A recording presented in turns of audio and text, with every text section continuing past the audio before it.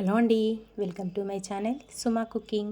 ఈరోజు మన ఛానల్లో రెసిపీ వచ్చేసి కోడిగుడ్డు వేపుడు. కోడిగుడ్డుతోని ఎన్ని విధాలుగా వండుకున్నా కానీ చాలా బాగుంటుంది కదండి. ఒక్కసారి నేను చూపించిన విధంగా కోడిగుడ్డు వేపుడు అనేది ఈ విధంగా ట్రై చేయండి. స్పైసీగా అసలు భలే రుచిగా ఉంటుంది. స్పైసీగా ఇష్టపడే వాళ్ళు మటుకు తప్పకుండా ట్రై చేయండి, చాలా బాగుంటుంది.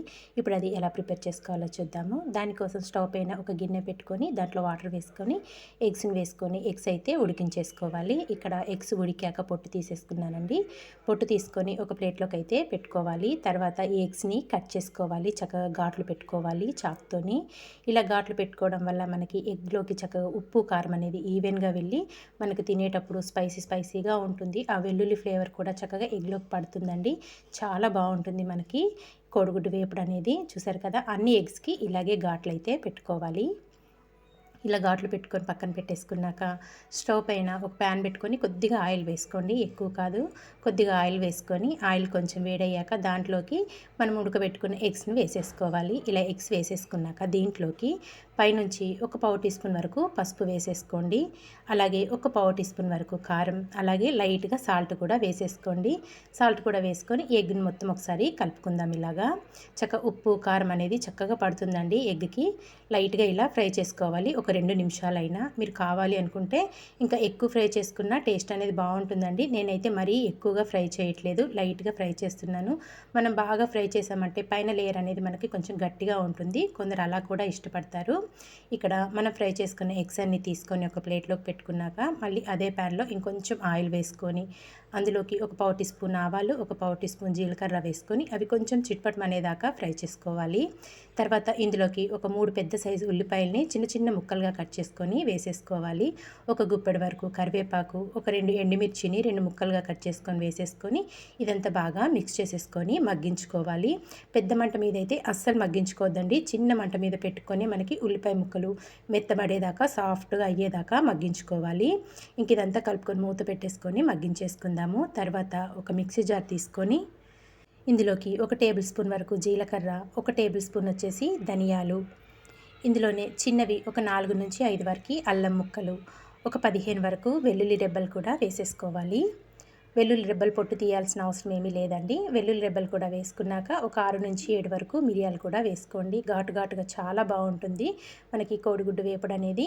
ఇందులోనే మనం చేసుకునే వేపుడికి సరిపడినంత సాల్ట్, అలాగే ఒక టేబుల్ స్పూన్ మీద ఇంకొంచెం కారం అనేది వేసుకుంటున్నాను. మీరు తినేదాన్ని బట్టి కారం అనేది వేసుకోండి. ఇక్కడ నేను ఒక టేబుల్ స్పూన్ పైన మళ్ళీ లైట్గా అయితే వేసుకున్నాను, ఒక పావు టీ స్పూన్ వరకు. ఇలా వేసుకొని దీన్ని కొంచెం ఇలా బరకగా గ్రైండ్ చేసుకోవాలి, మరీ మెత్తగా కాకుండా ఇలా బరకగా వచ్చే విధంగా గ్రైండ్ చేసేసుకొని ఈ కారాన్ని అయితే ఇప్పుడు పక్కన పెట్టేసుకొని ఉల్లిపాయ ముక్కలను ఒకసారి కలుపుకుందాము. ఉల్లిపాయ ముక్కల్ని మధ్యలో కలుపుకుంటూ సాఫ్ట్గా అయ్యేదాకా మగ్గించుకోవాలి.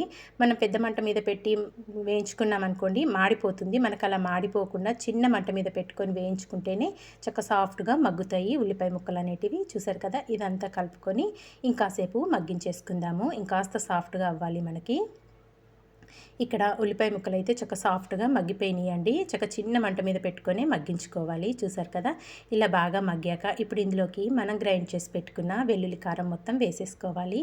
ధనియాలు, జీలకర్ర అన్నీ వేసుకొని గ్రైండ్ చేసుకున్నాం కదా, ఆ కారం మొత్తం వేసేసుకోవాలి. ఇలా వేసుకొని ఇంక ఇదంతా ఒక్కసారి బాగా మిక్స్ చేసేసుకుందాము. ఉల్లిపాయ ముక్కలకు పట్టే విధంగా కారం అంతా బాగా మిక్స్ చేసేసుకోవాలి. ఇలా ఇదంతా మిక్స్ చేసుకొని ఒక 2 నిమిషాలైనా మూత పెట్టుకొని మగ్గించుకోవాలండి. మనం వేసుకుంది అల్లం వెల్లుల్లి అదంతా కొంచెం పచ్చిదే కాబట్టి కొంచెం ఆయిల్లో ఒక 2 నిమిషాలైనా మగ్గాలి. కారం కూడా చక్కగా వేగుతుందన్నమాట. ఇదంతా ఇలా కలుపుకొని ఇంకా మూత పెట్టేసి చిన్న మంట మీద ఒక 2 నిమిషాలు మగ్గించుకుందాము. మనము వెల్లుల్లి కారం వేయంగానే ఎంత మంచి ఫ్లేవర్ వస్తుంది, ఎప్పుడెప్పుడు అన్నంలో కలుపుకొని తినేయాలా అన్నంత రుచిగా ఉంటుందండి. అంత బాగుంటుంది మనకి కోడిగుడ్డు వేపుడు మటుకు, కొంచెం డిఫరెంట్గా ఉంటుంది. ఇదంతా కలుపుకొని ఇంకా ఒక చిన్న మంట మీద 2 నిమిషాలైనా మగ్గించుకోవాలి. చూసారు కదా, చక్కగా మగ్గిపోయింది, ఆయిల్ కూడా సపరేట్ అయింది. ఇదంతా ఇప్పుడు బాగా మిక్స్ చేసేసుకొని ఇంక ఇందులోకి మనం వేయించి పెట్టుకున్న ఎగ్స్ని అయితే వేసేసుకోవాలి. ఎగ్స్ వేసేసుకున్నాక సన్నగా కట్ చేసుకున్న కొత్తిమీర ఒక గుప్పెడు వరకు వేసుకోండి, టేస్ట్ అనేది చాలా బాగుంటుంది. కొత్తిమీర కూడా వేసుకొని మళ్ళీ ఇదంతా ఒక్కసారి బాగా మిక్స్ చేసేసుకుందాము. ఆ వెల్లుల్లి ఫ్లేవర్ అంతా ఎగ్కి పట్టే విధంగా బాగా మిక్స్ చేసేసుకోండి. ఇదంతా బాగా కలుపుకొని మూత పెట్టి చిన్న మంట మీద ఒక్క 2 నిమిషాలు మగ్గించారంటే ఇంకా మనకి కోడిగుడ్డు వేపుడు అనేది రెడీ అయిపోయినట్టేనండి. ఒక 3 నిమిషాలైతే నేను చిన్న మంట మీద మగ్గించేసుకున్నాను. చూసారు కదా ఆయిల్ కూడా సపరేట్ అయిపోయింది. ఇంక ఇప్పుడు ఇదంతా ఒక్కసారి కలుపుకొని స్టవ్ ఆఫ్ చేసేసుకొని ఒక సర్వింగ్ ప్లేట్లోకి అయితే తీసేసుకుందాము. చాలా అంటే చాలా టేస్టీగా ఉంటుందండి. చాలా రకాలుగా ప్రిపేర్ చేసి ఉంటారు కదా ఎగ్స్తో, మీరు ఒక్కసారి ఈ విధంగా కూడా ప్రిపేర్ చేసి చూడండి. మీకైతే చాలా బాగా నచ్చుతుంది. మనకి ఇది వేడి వేడి అన్నంలో కలుపుకొని తింటుంటే ఉంటుందండి. ఘాటు ఘాటుగా యమ్మ రుచిగా ఉంటుంది. స్టవ్ ఆఫ్ చేసేసుకొని ఇక్కడ ఒక ప్లేట్లోకి అయితే సర్వ్ చేసేసుకుంటున్నాను. ఇంతే అండి, చాలా సింపుల్గా టేస్టీగా కోడిగుడ్డు వేపుడైతే ప్రిపేర్ చేసేసుకున్నాం కదా. పప్పుచారు అన్నంలో కూడా సూపర్గా ఉంటుందండి. మరి మీకు నచ్చిందా? నచ్చితే మీరు కూడా తప్పకుండా ట్రై చేయండి. ట్రై చేసాక ఎలా వచ్చిందో చిన్న కామెంట్ చేయడం మాత్రం మర్చిపోవద్దు. ఇలాంటి మంచి మంచి వీడియోస్ కోసం వెంటనే మరి మన ఛానల్ని సబ్స్క్రైబ్ చేసుకోండి. వీడియో నచ్చితే మీ ఫ్రెండ్స్కి రిలేటివ్స్ కూడా షేర్ చేసేయండి. Thank you for watching.